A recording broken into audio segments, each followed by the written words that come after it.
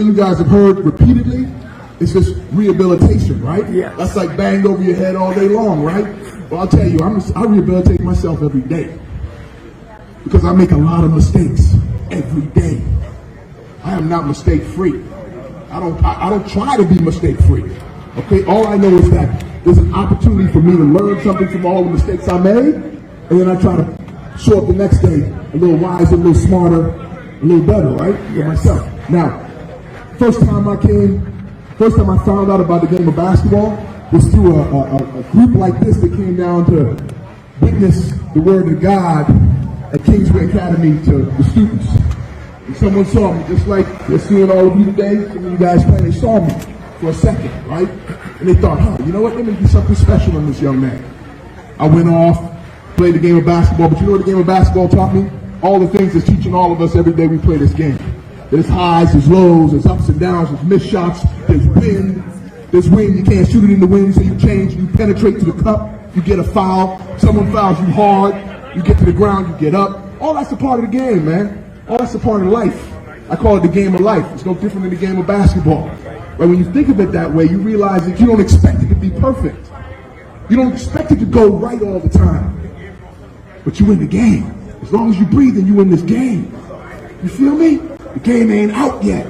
And then when you sign up the way these men have come here and signed up their lives to the Lord, you get that man on your side, you get God on your side, you start to see lanes opening up you didn't think was possible. Things start to happen, man. Yes. I'm a witness to that for myself. Okay, I'm a witness to that for myself. Dean Smith, I don't know if you all know that name, University of North Carolina college basketball coach, picked me out of the crowd at an all-star game just like this in Pennsylvania years ago. You know what he saw in me?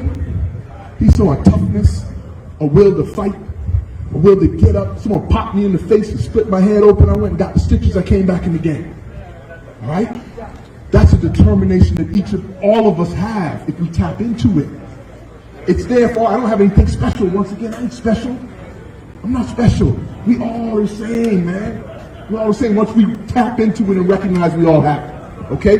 He took us, Coach Smith took us to a facility like this in North Carolina. And I got to meet other gentlemen like yourselves, man, other men in the world just like me as a young man. And I got to meet some of them after, years later, 4 years later. And that's what I'm looking forward to right now.